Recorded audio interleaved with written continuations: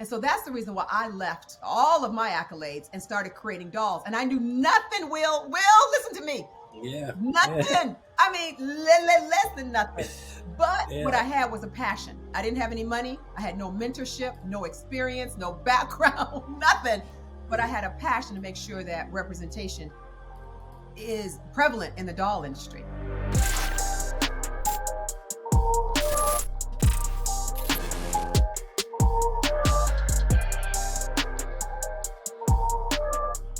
So I wonder, is there more to the conversation other than just representation that's important when we talk about, little girls, little boys having dolls that look like them? Because we talk a lot about representation, and it's important to see yourselves in the things you play with. But are there other things that are important also in having diversity in the types of toys we play Yeah, because it allows you to dream. And I think that how you play as a child has a direct impact on what you believe you can achieve and will achieve as an adult. And it is about representation because when you see a doll that looks like you relate to it. And then as you're playing with it, of course, you can envision yourself not just playing at it, but playing with it and actually becoming what you're envisioning, what you're playing with as a child. And so I was thinking about this. I thought it was so interesting. If you think about that study that was done in the 1940s, the Dr. Kenneth and Mamie Clark study that showed that when you gave little black girls, I think they gave it to little black boys also, but I know they gave it to little black girls, the choice between playing with a white doll and a black doll, they still prefer to play with the white doll. And I was thinking about this in the context of you may have seen black kids who were adopted by white parents, and so often we've heard conversations about they don't necessarily know how to do black kids' hair, or they may not know how we need lotion in a different way as some other folks might. And I don't mean to be funny, but it is funny in that way.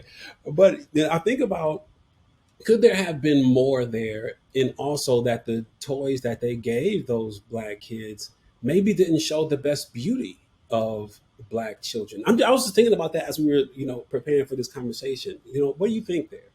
Well, you know what? I applaud Kenneth and Mamie Clark on what they did, and definitely stand on their shoulders. I think in their case, they did use two identical dolls. One was just white, and one was black.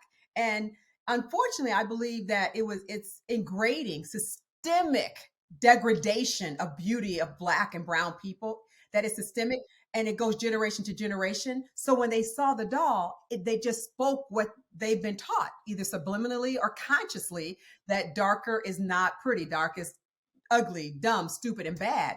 And that's what the kids reiterated when they were asked about their thoughts about seeing a black doll. Yeah, super unfortunate there. And you talked about representation, how important that is, and we've talked about that for so long, since the 40s, and having representation in toys. And what do you think about aspiration also? Because I think about not only in seeing my hue represented in the color of a doll, but also particularly a vision of the future. What do I look like as an adult male? Go ahead. And see, and that is exactly the reason why I did these dolls. Let me just pause for a moment. You asked me about the Kenneth and Mamie Clark study, the original Yeah, one, yeah, yeah. right? So given Jim Crow laws, it's like it wasn't really a big stretch that our beautiful black and brown children would say that the black and brown doll was ugly. But what did shock me is when they did it again in 2000s, and we still had the same problem, meaning beautiful Mm, chocolate little girls in this particular example looked at the doll and said, I don't want to play with the black doll. The skin is yeah. nasty. That broke my heart, and it still does today. Because at that time, of course, we had a black president, beautiful first lady in the White House. And even personally, I was achieving and breaking records in academia. I was the highest ranking professor in the world. I had two multi-million dollar endowments to produce research. I was Snap, snap, helping to snap. Talk bring that talk. Talk that talk. the reason why I say that is in a way because I was breaking so many barriers. I was living in a cocoon. I'm about to cry again because I did not realize that our children were still suffering from this. I didn't Yeah. realize that they are still thinking that they're less than. So even sitting at the top of my perch, right, the highest ranking professor in the world, be it black, yellow, green, or purple, when I saw that, it broke something in me because there was an illusion that I had. We had the first black president. I'm achieving so many personal goals and professional goals. I'm just assuming we had moved so far. But Yeah. out of the mouths of babes, I realized there's so many areas that we weren't. And so that's the reason why I left all of my accolades and started creating dolls. And I knew nothing, Will, listen to me. Yeah, yeah, Nothing. I mean, less than nothing. But what yeah. I had was a passion. I didn't have any money. I had no mentorship, no experience, no background, nothing.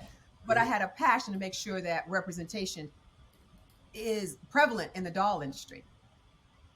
Yeah, and it's so exciting what you've achieved. Having received even the highest honor in the doll industry, the toy industry, the doll of the year. So kudos to you for that.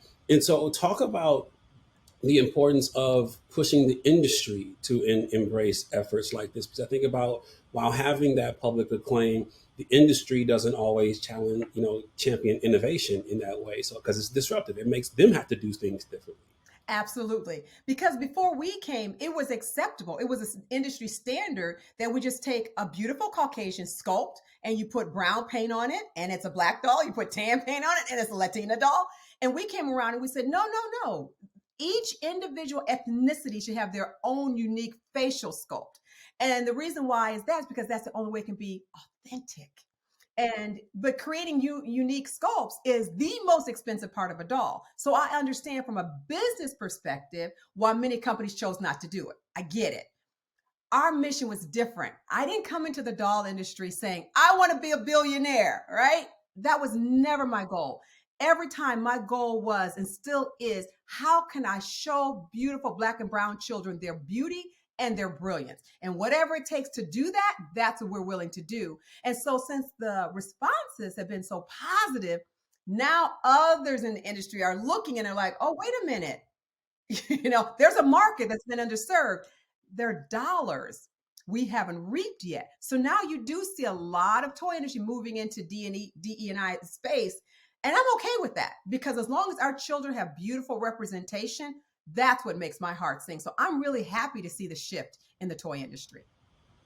What's so interesting to me is I have daughters, and what it seems like from a parent perspective, it seems like the variation in the shape of the dolls has been embraced faster than the hue of the dolls. So you have dolls with, to historically very, shapeless, to use to have, lack of a better word, shapeless dolls. You think about the historic, I won't name any brands, but then you have very exaggerated body types in so many of these. And it feels like those exaggerated form, the shapes of dolls have been embraced faster than the hues. Is that just me as a parent, or is that something that's relevant across the industry? It's relevant across the industry. It's very true. Yeah, we embrace, generally speaking, the population embraces unique body shapes and sizes, right? Which is wonderful because it's all body positivity. So I Yeah. love that. But you are very right when you say, but we're a little slower to accepting the skin tones. And Yeah. it's still heartbreaking because I obviously we focus on multicultural dolls. We have dolls for every skin tone and every ethnicity. But I will look at our sales data and sometimes I'll see that our dolls that skew a little lighter sell better than those skewing towards the darker skin tone. And that, again, that's it breaks my heart and it shows me there's so much work yet still for us to do. And with that, you did this Black Panther release, which I think is fantastic. Can you talk about why that was important for the business side of what you have going on? And you can talk about anything else in the Black Panther's ecosystem that is important to you also. Well, I'll start with saying Black Panther changed my life like it did so many of us, right? Talk about representation. You Yeah, saw it, hundred right? percent, And from the Marvel 100%. universe, we were included, we were primary. I love seeing those powerful female warriors. It was just incredible. And of course, Chadwick's performance was just awesome. So I saw that movie. I was changed and transfixed by it. So imagine how excited I was when, what, 3 or 4 years later, Marvel really reaches out and says, "Hey, would you guys be interested in doing the Black Panther dolls?" It's like, wait, what? uh, Yeah. as they say, you had me as will you? Yes. That's a yes. That is a yes. And it was truly a labor of love. And when I say labor, it was a labor because we were so fixated on making sure the dolls were authentic and representative of the actors and the actresses in the film. And so we custom blended skin tones, we did unique facial sculpts, we even created a new hair fiber like locks. Has never been done mass produced. Never, ever been done Yeah. mass produced. And we could have, And you have a patent there, right? we do. We have a patent there Yeah. because we didn't want Yeah. to cheat and just get anything that's on the shelf and say, oh, we'll take that. Because I know the difference between a braid and a lock, right? My team does too. And we knew braids wasn't what the kid was wearing. So we had to create it. So again, it was a joyful experience, but like anything that you're committed to and your heart is involved in, you go the extra mile. So we went the extra mile to make sure those dolls were authentic, representative, and beautiful. 100%. Um, can you talk about ways, uh, how you view us in society, and continuing to find ways to lean into our culture and authenticity, and how that translates ultimately into pushing society to change its behaviors? I think about, us embracing natural hair in the workplace, in corporate environments, when historically that was a faux pas because it needed to be a certain type of way. So how can us continuing to lean into this, our authenticity, and having that representation from the toy level up, change the culture in our day and age? It starts with us, right? When it comes to our culture, it starts with us. It starts with us, which we do, recognizing it, appreciating it, and celebrating it. And when we want to buy and purchase things made by our community for our community, it makes a difference. One, it helps those Black and brown companies thrive and grow, but then it also gets the attention of other major companies. I mean, let's be real. They may not always be socially conscious, but they are always profit driven conscious. And I'm not criticizing that. I'm just making a statement. And so when we as a community demand better and we only pay for what's better, then all companies rise up to that and they start producing better quality products for us. And that's what's happened in terms of dolls. When we started, it was very hard because there was no one else really doing authentic dolls. No one. When we started, and then there was a buzz that started, I'm happy to say that now there are others that are really trying to do more ethnically relevant, more representative dolls. That pleases me, again, because our children and adults, for that matter, have dolls that represent them. But first, it starts with us demanding it. We have to, and we demand not only with our voices, not only with our marches, but we demand with our dollars. That's really what people hear is when we use our dollars. So I'm going to touch on this Toy Association Board of Directors a couple times, and I know you may not be the chair, so I'm not going to ask you to speak officially for the board. But I think about you. You just mentioned there's other people coming into the foray with other ethnic and multi different tones, body skin tones for dolls, and historically when that happens, large retailers will pick one, and there won't be enough shelf space for two or three different options. You think about that, like, when I was growing up, you had one type of hair product that was for men. It was by a Black company. And that was the only one you had. Today, you have different options because they have maybe an aisle for us when it was just a section before. How do we continue to fight for and accomplish shelf space so that we proliferate in these retail environments? Again, everything, and we're talking about economics and business, we're talking about money when we really boil down to it, right? So you are so right. There's a brilliant comment. Shelf space is looked at like real estate, right? So there's so much real estate, and that real estate should bring in so many hundreds of thousands of millions of dollars during a particular time period. So retailers are looking at how can I maximize my real estate? Can I put what product is going to can I put on my shelf that's going to generate the highest margin, the highest turns for me? So it goes back again to us demanding with our dollars what we want to purchase. When we purchase things that are truly authentic and truly representative, then that's what the retailers restock. That's when they start expanding that shelf space, expanding that real estate, so they're getting a bigger bang for the for the product they put on the shelf. So from to that end, so many dolls, particularly the dolls of color, have leaned on brand first in order to create that demand. Like I think about like a Doc McStuffins. Doc McStuffins with that cartoon first, then they can come out with a doll and do these other things. And we hear so often talk about building the brand before you invest in physical products because you want to make sure that demand is there at the onset. You bootstrapped first. And so there was no demand built up from a marketing standpoint for your particular offering. There may have been children and parents out there looking for representation, but how did you make that work to your advantage? Maybe it was your background in supply chain, logistics. I don't know. How did you create that brand awareness so that the demand followed? That is a great question. So it's amazing how one's life is like a thread that weaves through your life. So I was a professor first, as I had said earlier. And as a professor, I'd written books, academic books as well as trade books. And anyway, one of the books included Walmart executives, as it did Procter and Gamble, and oh, well, actually that one didn't, but it included Sears, military generals, and the CEO of Walmart. I say all that to say Right. it. So I got to know the people at Walmart, and so they actually had asked me about doing publishing, like publishing children's books. And at first I said no, because I didn't know anything about publishing children's books either. I was an academic, right? But I thought I want to support literacy in children, and I can make sure that all children are represented. So that's what I did in books. The books did so well that they asked me to do a line of dolls in the image and likeness of the characters in the books. But I said no, Will, because I knew nothing about dolls at all. 2 or 3 weeks later, I see the documentary. So I go back and say, yes, Walmart, I will do this. So my story is a little different. But what I can say, generally speaking, for those who are looking to enter into a space like getting to mass retail, is first of all, walk the shelves, walk the store, see what they have and see what's missing. Whatever is missing is what you want to now create a product for. And then you want to tap on their door, which actually is not that hard now to get meetings with buyers. I mean, it's challenging, certainly, but it's not impossible because all of them on their websites, be it Walmart or Target, they'll have how you can reach out to the buyers.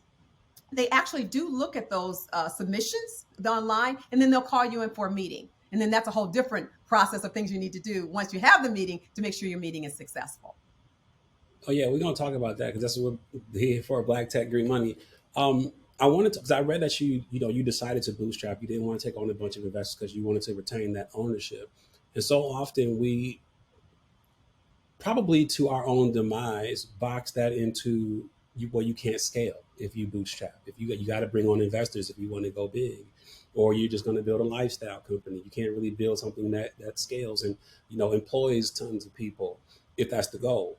And so how do you think about retaining control and or ownership, and how did you find a way to bootstrap something that actually needed an upfront investment because you needed physical products? My God, those are amazing questions. So you are so right. I consciously made a decision not to accept investors. And the reason why I did that is because I wanted to make sure that the product that we created were authentic. And when I'm doing that, sometimes I'm spending more money than the average company would spend on dolls, right? Because the hair's got to be right. So I got to spend extra money for the hair, or I got to blend a special concoction or combination for the skin tone. So I'm spending more money. I know an investor would tell me, stop, you don't need a different face sculpt for every ethnicity, right? The one for the black will work for the white, which will work for the Asian. It's all the same. I knew to be true to the vision and to really uplift these children, that wasn't going to work. So that's why I said no investors. Now, how did I do it? Gosh, it was painful. It was painful, Will. I'm not going to tell you it wasn't. I started out by credit cards, like most people do. After I used all of my credit cards and friends and family, then I mortgaged the house. After I mortgaged the house, and I took what I Wow. could out of my Wow. life insurance. After that, I took what I could out of my retirement. So I literally was all in. My husband said I'm the biggest gambler he's ever met because I literally put everything on the line for this company. And I didn't, and it didn't work smoothly all the time because I had to file bankruptcy. Just as total transparency with your audience, Yeah. it was not Yeah. easy. But even in those times, I was still committed to making sure that these dolls represent our children. So even then, I didn't want investors because if you take investors when you're in that stage, when you're really vulnerable financially, Right. then now They're you're really disadvantaged. at their beck and call. It's like they have total control of Yep. the company and all creative aspects. I didn't want that. Again, I knew that if it was going to be done right, it had to be done by me with my heart and my passion to make sure that these children were represented. So, yeah, no, it wasn't easy. But yeah, I did bootstrap it. I still do today. And we're very profitable. Thank goodness. I am hiring Yeah. people. We are moving into animation. So we're going to have animation series coming out. We're expanding our doll lines more. We're doing more licensing deals. So things are really It's good. beautiful. And we own 100% of the IPs, which is important. So that's fantastic. And so, what were the indicators when you were in those stressful financial times that said, you know what, just keep going? Because there's got to be something that's a flicker of light in the tunnel. The children for me. It was and it still is the children. And when I would think about quitting, and I did many days, I thought about quitting. And then I would wake up in the morning and I'd say, but if you don't do this, who Mm. is going to create dolls for these beautiful black and brown children? And I would envision them playing on the floor and just seeing how they would have nothing that looked like them, or they could have dolls that truly reflected their brilliance and their beauty. And that was what kept me going on every day. And I would, but I wasn't afraid to surrender. I also want to say that I was, if the things had turned and things didn't take off, I was okay with that. I got to that point in my life where I said, you can either do it this way and fail, or you can stay safe and keep your same safe life. At the end, when you're lying on your deathbed, do you want to say, I did it and I failed, which is a possibility, or I never even tried? I didn't even take the courage to try. Or the experience I'm having now, I took the courage. Yeah, it was rocky, but it won. And it won not only financially, but it won most importantly by really authentically representing our children. That's what gives me the greatest joy, the greatest high ever, is just knowing I've made a difference in the lives of children. I've heard your products and your company being described as a mission driven doll line. Um, and this question comes from the perspective of, at what point are we just mainstream and just mainstream, right? So I don't go to Kroger grocery store because of its mission. I go because they have what I need, right? And I wonder at what point, not that there's anything against mission driven, but my question is, at what point is it just we have beautiful black dolls? Does that make sense? It does. I think what you're asking me is, when is a mission driven? Why do we have to be why do we have to be always statement making, if that makes sense? It makes perfect sense. And we don't, to answer your question, we don't always have to be. We don't have to be. For Yeah, me, I was purpose driven, right? It was a purpose of seeing that little girl and making yeah, sure she had dolls that looked like her. So that was my purpose. And that was so much that it drove me, like I said, through the bankruptcies, and all that was what continued to drive me. Had I been driven by money, just as an example, I would have given up and gone back to being a professor, because I was making way yeah, more money than I was as an entrepreneur from many, like decades. Literally, I would have made more money as a professor. But it wasn't about the money for me. It really was about got making a it. difference in kids' lives. Yeah, that makes total sense, because I think about this in so many ways. And I was having this conversation with, I think, Dr. Key Hallman from the Village Market in Atlanta. And we were talking about why it's, again, I don't shop at certain stores. I just shop at just because they have what I need. But I don't know much about, what the mission is, if there's a mission that they promote. But I wonder, at what point can we just create a Tonka toy without it having to be, this is because we don't have black trucks and black bulldozer toys built for black kids. That's what I'm trying to say. I got Is, you. at what point can we get there? We'll get there when there's more of us doing it for purpose. Because the fact is, there Got is it. nothing, right? There is no, so other companies can just make a Tonka, because there's like tons of red and blue trucks out there. For us, there are Got no it. trucks that apply to us. So we got to make a truck for us. Then once there's so many of trucks for us, then it's like, well, I just want to make a helicopter. I don't care. I just want to make a helicopter. Ah, That's, I that think, makes sense. yeah, I think we're in the infancy in terms of our community and manufacture. I think we're in the infancy, but we're going to move out of that. And then you're right. It's just going to be an economic decision. Because you see so many toys as part of your, board role, and you just being out there. Are there unique things happening created by black toy designers and black toy makers that we should be paying attention to? You know, I think the toy industry is probably one of those unknown slash forgotten industries for Black creatives. Unfortunately, I Mm, don't see a lot of Black creatives in toys. I hope, again, to change that. I mean, we give scholarships to colleges, we do internships. I'm always mentoring students. So it is my hope that we are not only creating dolls for children, and that's going to continue generations, but we are also helping to educate and invite other diverse talent into the toy industry, because there's a wealth of opportunity. We just need to attract the talent.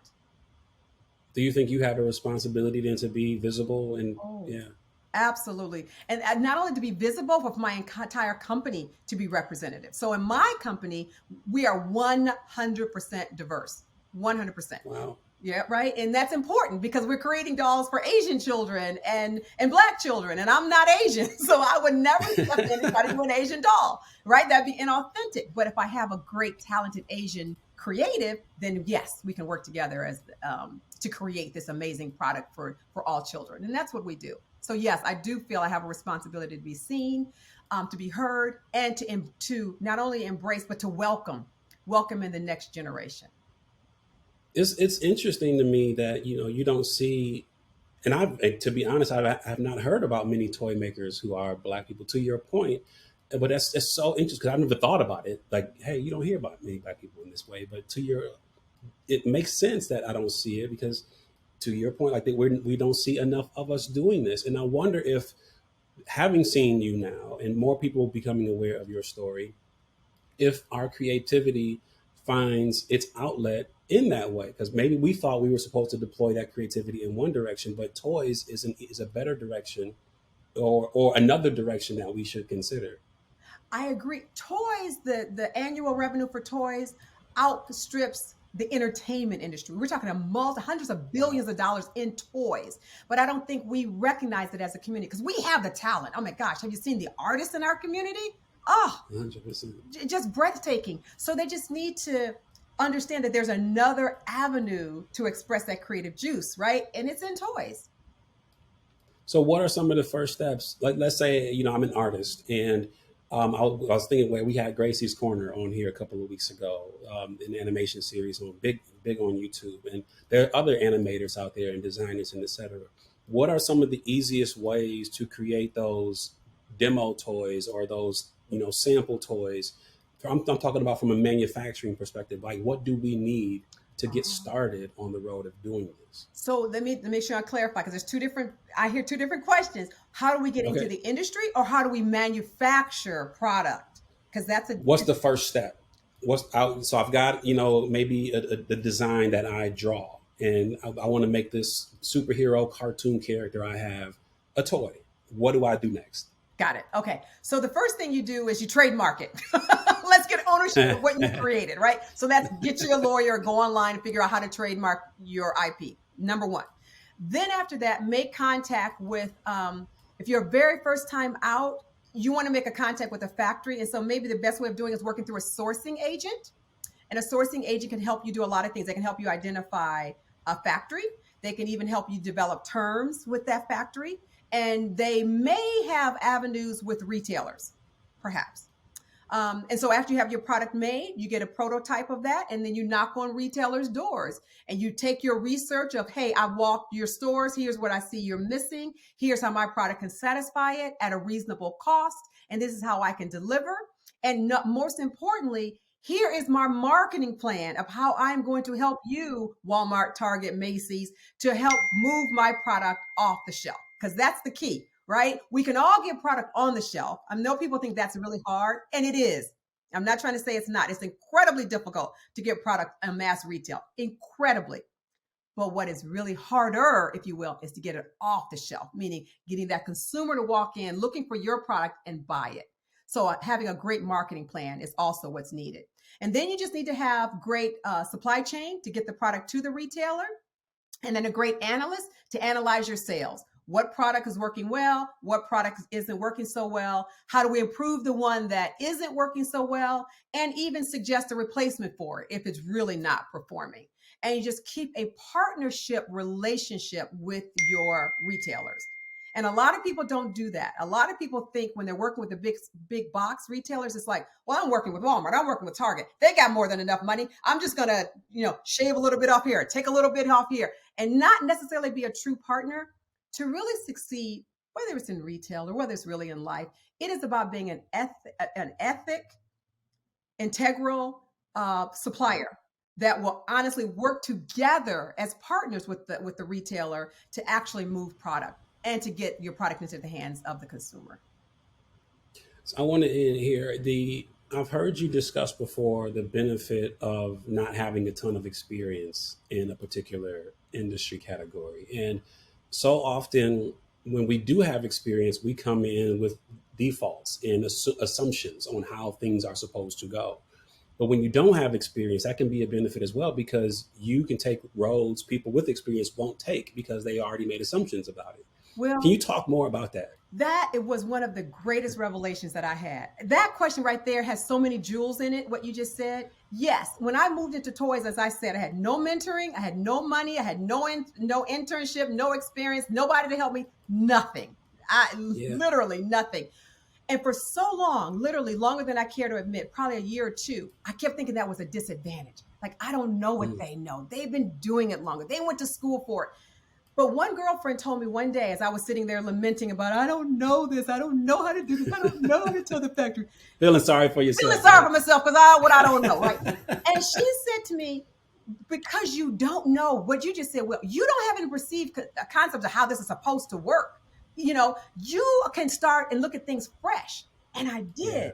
And that's why I have custom blended skin tones. Nobody else did that because they knew there was a book you could go to. Well, I didn't. So I had Wow. to create Wow. those colors myself, which they end up being more accurate. And that's what we're known for now. So had I had that preconceived notion, oh, just go to this Pantone book, how we do business, the authenticity would have been very different.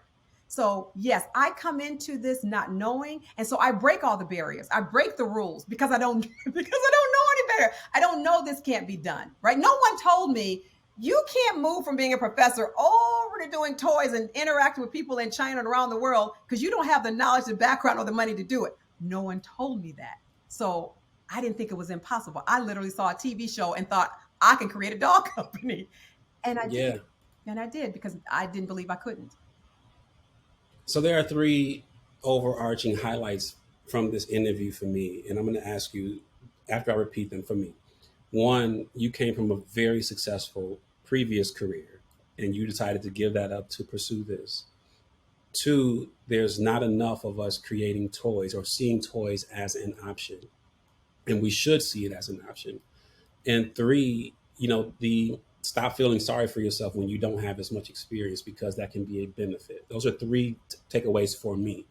And I wonder if you could give us some of the best advice you've either formulated because of your experience or that you've received to help us to reach the kind of successes that you've reached. There's two pieces of advice. One is I heard someone say, gosh, there's so many, now there's three pieces of advice. Because one thing I was going to say is, Just give us all of it. okay, so even for me, I remember serving on a board at Walmart and I was a young entrepreneur. I mean, young as in 5 years, young entrepreneur. And I was on the room with these women that literally one of them had a company's that was worth $1 billion. Others had 78 million, another 30. And I'm sitting there and I realized that no, they weren't black women, but they were women. And that they had achieved, 30, 78, $100 billion company. And I'm like, they're no different than I am. So it was representation for me. So representation counts. It matters. I don't care if it's skin tone. I don't care if it's ethnicity or for success in business. You need a role model to know that it's possible. So that's one. The other is I always like to say to people that when you're doing something led by your heart, it may seem crazy to other people, but ignore it. It's kind of like, if you're looking at people who are dancing and you can't hear the music, they actually look insane. When you can hear the music, it all makes perfect sense and it's all orchestrated. So that's how I look at my life. And I think, for those who couldn't hear the music, like, why is she leaving this successful career where she's known all over the world and doing something she knows nothing about? Well, that's because they couldn't hear my music. So I looked insane to them. Fast forward 20 years, and now I think they're hearing my music, right? So you have to follow your heart and listen to your music. Others will give you great advice, but always listen to it with a tempo of your music, meaning, does this make sense for me? And the other thing I'd also say, one other piece of advice I learned, don't play it so safe in life. Really don't. We have one life. Live it to the fullest. Don't sit there and say, I can't because I'm scared, or I'm scared. I want to do it, but I'm scared. Take the step in faith and watch and see what it will happen. Because that's what I did. And it wasn't easy. I described it was not an easy process. But as I took the faithful steps, every step got easier because my faith grew. And as my faith grew, my self-awareness, my self-worth grew. And as that grew, then I was making decisions that felt more empowered. And then I wasn't intimidated by the big companies anymore. It's like, well, I make as good a dollar as they do. Yeah, they got, 300,000 employees and I got three.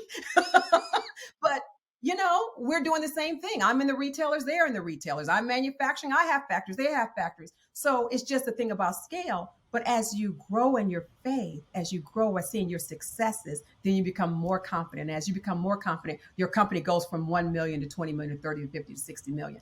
That's just how it works. Dr. Lisa Williams, this was so good. So good. Thank you for joining me. My pleasure.